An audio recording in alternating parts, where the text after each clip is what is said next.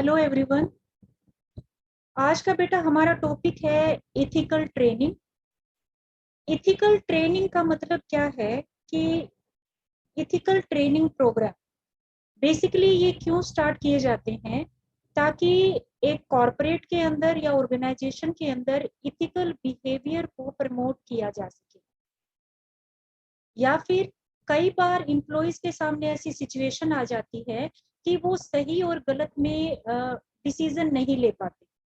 उनको नहीं पता चल पाता कि कौन सा ऑप्शन उनके लिए राइट है, कौन सा ऑप्शन रॉन्ग है, कौन सी साइड उनको जाना चाहिए। तो इस सिचुएशन को बोलते हैं इथिकल डायलेमा। तो इथिकल डायलेमा की सिचुएशन में जब कई बार एम्प्लॉइज होता है तो उसको गाइड करने के लिए हमें इथिकल ट्रेनिंग की जरूरत है। इथिकल ट्रेनिंग बेसिकली क्या बताती है, एक लाइन ड्रॉ करती है कि क्या चीज एक्सेप्टेबल है और क्या चीज अनएक्सेप्टेबल है, और जिससे एम्प्लॉय समझ पाता है कि उसको किस दायरे में रहकर कौन सा उसको डिसीजन लेना है। तो इस वजह से इथिकल ट्रेनिंग क्या है, इम्पोर्टेंट है। दूसरा, आज के टाइम में क्या है कि जो कंज्यूमर है या जो आपके एक्सटर्नल पार्टीज होती हैं किसी भी ऑर्गेनाइजेशन की या बिजनेस की, आज के टाइम में वो आपके बिजनेस के बारे में या आपकी कंपनी के बारे में सारी इंफॉर्मेशन उनके पास अवेलेबल होती है। इजी एक्सेसिबिलिटी की वजह से उनको पता होता है कि आपका बिजनेस क्या है, आपका जो इथिकल बैकग्राउंड क्या है, और इसलिए आपके लिए भी जरूरी हो जाता है कि आप जो इथिकल कोड ऑफ कंडक्ट को क्या करो, फॉलो करो, अपने एम्प्लॉय से एक्सपेक्ट करो, उनसे इम्प्लीमेंट करवाओ कोड ऑफ एथिक्स को। तो इस वजह से जरूरी है कि इथिकल ट्रेनिंग दी जाए।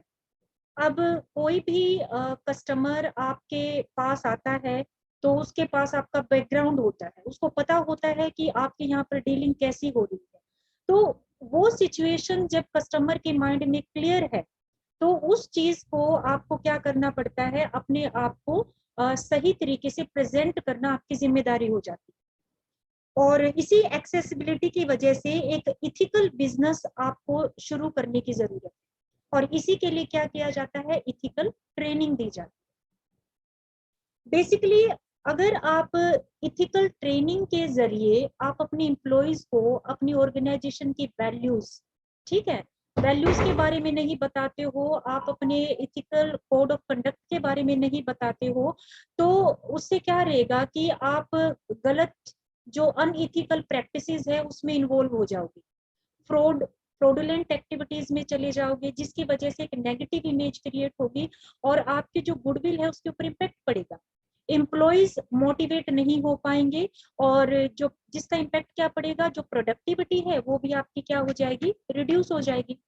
तो इथिकल ट्रेनिंग क्या करती है, वैल्यूज के बारे में बताती है, एक हेल्दी कोड ऑफ एथिक्स के बारे में एम्प्लॉइज को बताती है, पॉलिसीज के बारे में बताती है, और बताती है कि किस तरीके से आपको इम्प्लीमेंट करना चाहिए कोड ऑफ एथिक्स को। दूसरा क्या है, आपकी जो इथिकल ट्रेनिंग है उसमें बताया जाता है कि आप किस तरीके से एक अच्छा कम्युनिकेशन आपका होना चाहिए, ताकि आप ethical principle, standards, procedures, methods, mechanisms आप एम्प्लॉइज के साथ क्या कर सको, शेयर कर सको। दूसरा क्या है बेटा कि जब भी आप इथिकल ट्रेनिंग शुरू करते हो तो एम्प्लॉइज से आप एक्सपेक्टेशन रखते हो किस चीज की, कि और एम्प्लॉइज भी एक्सपेक्टेशन रखता है कि उसको सही जानकारी मिलेगी, उसको पता चलेगा रूल्स रेगुलेशन लॉज के बारे में, पॉलिसीज के बारे में, प्रोसीजर्स के बारे में, एथिक्स के बारे में। उनको पता चलेगा कि उनके डेजिग्नेशन के अकॉर्डिंग कौन सी ऐसे आपके अथॉरिटी आप कह सकते हो कि पर्सोनेल है जिनसे आप कांटेक्ट कर सकते हो।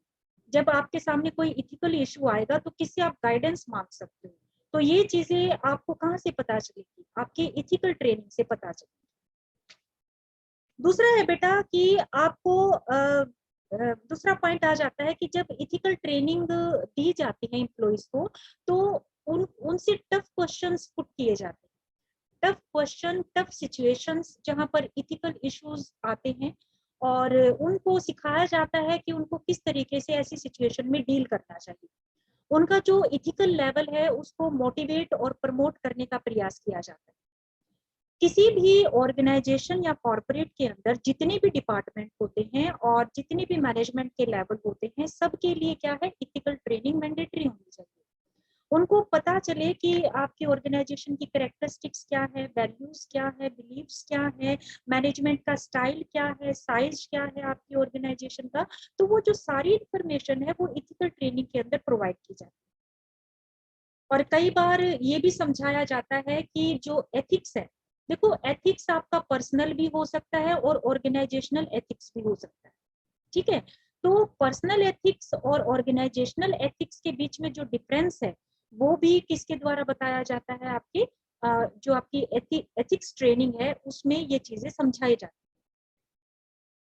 दूसरा पॉइंट आ जाता है बेटा कि किस तरीके से जो एथिक्स ट्रेनिंग है उसको डेवलप किया जाए, कौन कौन से स्टेप्स हमें फॉलो करने चाहिए।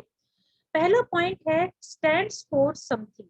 मतलब स्टैंड फॉर समथिंग मतलब अगर आप कुछ करने के लिए शुरुआत कर रहे हो तो क्या करने के लिए शुरुआत कर रहे हो, किसके बारे में कर रहे हो और आप क्या करना चाहते हो, तो वो चीजें क्या है आपके माइंड में क्लियर होनी चाहिए। आप एक कंपनी हो, आप एक कॉर्पोरेट हो, आपके लिए जो इथिक्स का टॉपिक नया है, तो आपको ये सोचना पड़ेगा कि आप जिस कॉर्पोरेट में काम करते हो, जिस ऑर्गेनाइजेशन में काम करते हो, वो किस चीज के लिए स्टैंड करती है, उसका मिशन क्या है, उसका विजन क्या है, ये सारी चीजें क्लियर हो जानी चाहिए। आप एथिकल ट्रेनिंग ये सोच के शुरू नहीं कर सकते कि ये तो आपका सीनियर स्टाफ है और ये तो सब कुछ जानता है, तो आपको इसके बारे में और ज्यादा बताने की जरूरत नहीं है। तो आपको बिल्कुल शुरुआत से ये चीजें क्या करनी पड़ती है, शेयर करनी पड़ती है, ताकि आप एक बेस बनाकर चलो और उसी को आगे चलकर क्या करो बेटा, इम्प्लीमेंट करो। सेकंड पॉइंट आ जाता है इथिकल ट्रेनिंग के अंदर, that is identify the different types of ethical training. Ethical training कितने टाइप से दी जा सकती है।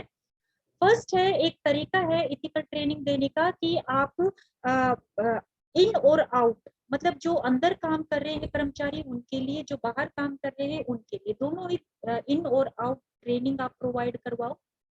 दूसरा तरीका है कि आपके जो इम्प्लॉइज हैं, आपके जो कस्टमर्स हैं, उनकी प्राइवेसी कैसे मेंटेन की जाए, उनसे रिलेटेड डाटा किस तरीके से कलेक्ट किया जाए, ठीक है। कोड ऑफ एथिक्स के बारे में आपको ट्रेनिंग किस तरीके से दी जाए, वैल्यूज ऑफ द कंपनीज क्या है उसकी ट्रेनिंग कैसे दी जाए, कंपनी कस्टमर रिलेशन किस तरीके से बेटर बनाया जाए, अलग अलग सिचुएशन अगर कंपनी फेस कर रही है तो डाइवर्सिटी की ट्रेनिंग किस तरीके से दी जाए। तो ये सारी जो ट्रेनिंग है ये हम क्या कर सकते हैं, अलग अलग इम्प्लॉइज को टाइमली प्रोवाइड कर सकते हैं। एक बार अगर ट्रेनिंग दे दी जाए तो इसका मतलब ये नहीं है कि आपको सॉल्यूशन मिल गया। ट्रेनिंग आपको टाइमली देनी पड़ती है क्योंकि आप जिस इंडस्ट्री में काम कर रहे हो वो लगातार चेंज होता रहेगा उसमें, और चेंजेस होने के साथ साथ इम्प्लॉइज को अपडेट रखना है। उसके जो मेथड्स है, प्रोसीजर है, जो एथिक्स है, वो भी क्या हो जाते हैं, साथ के साथ चेंजेस हो जाते हैं। तो जरूरी है एक अच्छी ट्रेनिंग के लिए कि आप टाइमली और समय के साथ साथ आप क्या करते रहो, शेड्यूल करते रहो।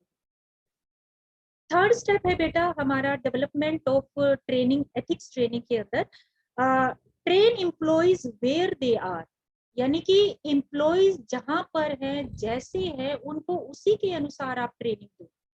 हमें एम्प्लॉइज को एक अच्छा इंसान नहीं बनाना है, वो ऑलरेडी बहुत अच्छे हैं, इस वजह से आपने उनको हायर किया, उनके अंदर क्वालिटीज ऑलरेडी हैं।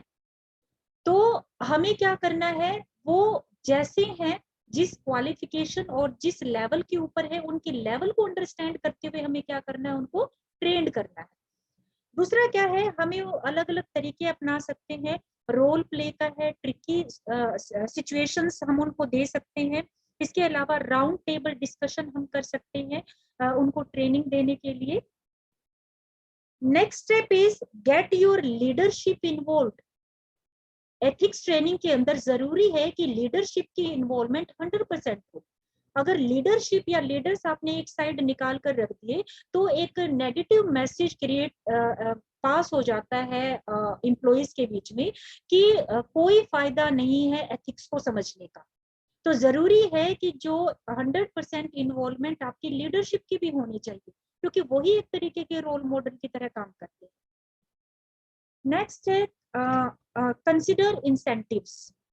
इंसेंटिव्स मतलब प्रेरणाएं उनको दी जाए, फाइनेंशियल नॉन फाइनेंशियल, कभी बोनस दे दिया अगर कोई एथिक्स को क्या करता है, फॉलो करता है। जो चीज आपको सिखाई गई है ट्रेनिंग के अंदर, अगर उसको प्रैक्टिकली इंप्लीमेंट करता है तो आप क्या करते हो, उनको प्रोत्साहन दे सकते हो, पुरस्कार उनको आप दे सकते हो। तो ये चीजें आपको फॉलो करनी चाहिए। इसके अलावा नेक्स्ट पॉइंट है बेटा, create common goals and identity. Ethics training को डेवलप करने के लिए जरूरी है कि आप कॉमन गोल और आइडेंटिटी को डिफाइन करो। कॉमन गोल मतलब क्या, जो आपके कॉर्पोरेट की पहचान है, जो आपकी कंपनी की पहचान है, आपका मिशन क्या है, आपका विजन क्या है, आप किसके लिए काम करते हो, आपका जो ड्राइविंग फोर्स क्या है, वो कौन बताएगा, आपका मिशन स्टेटमेंट बताएगी, आपकी विजन स्टेटमेंट बताएगी। तो that should be very clear, वो क्लियर होनी चाहिए। आगे है मेक इट फन। जब आप ट्रेनिंग दे रहे हो तो कोशिश करो कि उसको बोरियत ना हो, क्योंकि ये जो एथिक्स की ट्रेनिंग है, बहुत ही सीरियस मैटर्स इसके अंदर डिस्कस किए जाते हैं। और जब इन चीजों में हम बहुत टाइम तक इन्वॉल्व रहते हैं तो बोरियत एम्प्लॉयज को फील होती है। तो उसको थोड़ा सा फनी तरीके से रोल प्ले करवा के हम उनसे क्या कर सकते हैं, उनको ट्रेनिंग दे सकते हैं। इसके अलावा नेक्स्ट है बट इट इज सीरियसली, यानी फन तो क्रिएट करो लेकिन इसको सीरियसली लो। कारण क्या है, जब आप एथिक्स ट्रेनिंग एम्प्लॉयज को दे रहे हो तो आपके एक्सपेक्टेशन क्या है कि एम्प्लॉयज की वजह से आपकी कंपनी को किस तरीके से रिप्रेजेंट करे एम्प्लॉयज, एक रिस्पेक्ट हो, ठीक है ना, एक लोगों के बीच में ये धारणा हो कि इस कंपनी के अंदर कर्मचारियों को सुना जाता है, रिस्पेक्ट की जाती है, ठीक है, और उनको समझा जाता है। तो ये जो मैसेज कन्वे करना है वो तब किया जाएगा जब आप रेगुलरली एथिक्स की ट्रेनिंग क्या है, एम्प्लॉयज को दोगे। तो ये कुछ एक स्टेप्स हैं जो कि एथिक्स ट्रेनिंग के डेवलप करने के लिए हमें क्या करने चाहिए, फॉलो करने चाहिए। नेक्स्ट टॉपिक है बेटा हमारा, that is ethics committees. Ethics committee क्या है कि जब एथिक्स कोड हमने डेवलप कर दिया, जो हमारे टॉप लेवल मैनेजमेंट है उन्होंने डेवलप कर दिया और एम्प्लॉइज तक उनको पहुंचा भी दिया, कन्वे भी कर दिया, तो हमारा काम यहीं पर खत्म नहीं हो जाता। टाइम टू टाइम उसका सुपरविजन करने की जरूरत है, कि मॉनिटरिंग करने की जरूरत है कि कोड ऑफ एथिक्स जो बनाया गया है, जो स्टैंडर्ड उसमें बताए गए हैं, जो प्रिंसिपल्स बताए गए हैं, उसको कहाँ तक फॉलो किया जा रहा है। तो वही काम करने के लिए किसको बनाया जाता है, एथिक्स कमेटी को। एथिक्स कमेटी के फंक्शन क्या क्या होते हैं, सबसे पहले तो वो क्या करती है, रिव्यू करती है। किसको रिव्यू करती है, जो स्टैंडर्ड्स आपने एथिक्स के बनाए हैं, जो प्रिंसिपल्स और जो प्रोसीजर्स एडॉप्ट किए हैं, उनको टाइमली रिव्यू करेगी। जैसे जैसे आपकी वर्किंग, आपका एरिया ऑफ ऑपरेशन चेंज होता रहेगा, उसके अकॉर्डिंग बेटा क्या है, आपके जो कोड ऑफ एथिक्स है, जो प्रिंसिपल्स हैं, जो प्रोसीजर्स है, उसके अंदर भी आपको चेंज करने की जरूरत पड़ेगी। तो ये कमेटी क्या करेगी, उसको रिव्यू करेगी, और रिव्यू करने के बाद अपनी जो रिकमेंडेशंस है वो टॉप लेवल मैनेजमेंट को देगी। टॉप लेवल मैनेजमेंट उसको क्या करेगी, उसके ऊपर काम करेगी, और ये कमेटी उसको क्या करेगी, फॉलो अप करेगी कि एम्प्लॉइज क्या उस रिकमेंडेशंस को फॉलो कर रहे हैं, उसको समझ रहे हैं, उसको अपना रहे हैं या नहीं अपना रहे। तो ये कमेटी क्या करती है, इन सारी चीजों को चेकआउट करती है।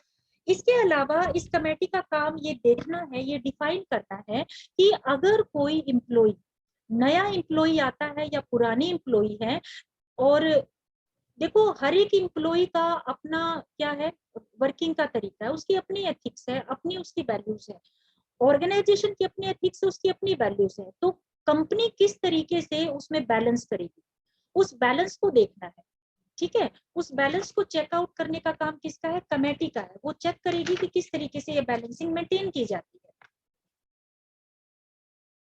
आगे है नेक्स्ट पॉइंट, ये कमेटी क्या काम करती है, टाइम टू टाइम ओवरसाइट करेगी, कम्युनिकेशन करेगी, बताएगी डिफरेंट मैकेनिज्म प्रोसीजर्स कि किस तरीके से आपको इथिकल स्टैंडर्ड्स और प्रोसीजर्स को फॉलो करना चाहिए। वो तौर तरीके कम्युनिकेट करेगी टाइम टू टाइम, और जिसका मकसद सिर्फ क्या है कि आपने जो कोड ऑफ एथिक्स बनाया है उसको टाइमली इंप्लीमेंट करना। नेक्स्ट और क्या फंक्शन करेगी, मॉनिटरिंग का काम करेगी। मॉनिटरिंग किस चीज की करेगी, कि आप कितनी इफेक्टिवनेस है आपके कोड ऑफ एथिक्स को फॉलो करने के लिए, इंटरनल कंट्रोल सिस्टम किस तरीके से वर्किंग कर रहा है, ठीक है। अगर आपको लगता है कि वर्किंग करने में कोई दिक्कत है या रिलायबिलिटी उसमें कम है या एम्प्लॉइज की क्वेश्चनिंग ज्यादा है, तो ये कमेटी उसको क्या करती है, हैंडल करती है। नेक्स्ट है डिसिप्लिनरी मैकेनिज्म। डिसिप्लिनरी मैकेनिज्म को भी ये चेक करती है, अनुशासन को। अनुशासन का मतलब क्या है कि जो कोड ऑफ एथिक्स के प्रोसीजर और आपने मैकेनिज्म डिसाइड किए हैं, उसको अगर इग्नोर किया जा रहा है या फिर उसको वायलेट किया जा रहा है, ठीक है, तो यानी उसका उल्लंघन अगर किया जा रहा है, तो उसके रिगार्डिंग प्रॉपर प्रोविजंस बनाना और प्रोविजंस के तहत कार्रवाई करना उन एम्प्लॉइज के प्रति जो कि उसको इग्नोर करते हैं या फिर उसका उल्लंघन करते हैं। तो ये काम भी कौन करता है, डिसिप्लिनरी वर्किंग आपकी एथिक्स कमेटी इस वर्क को क्या करती है, परफॉर्म करती है। नेक्स्ट आता है बेटा एनालिसिस और फॉलोअप करेगी।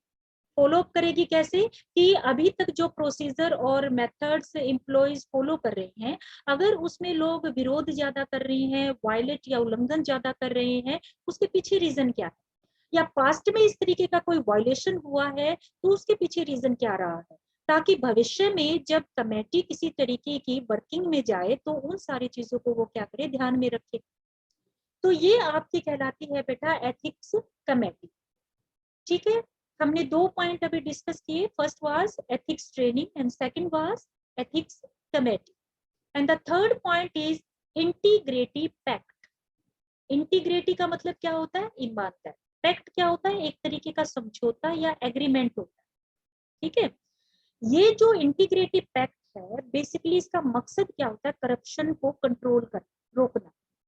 और इसकी शुरुआत सबसे पहले किसने की थी, ट्रांसपेरेंसी इंटरनेशनल, जिसको TI का नाम दिया जाता है, दैट इज ट्रांसपेरेंसी इंटरनेशनल ने इसको डेवलप किया था।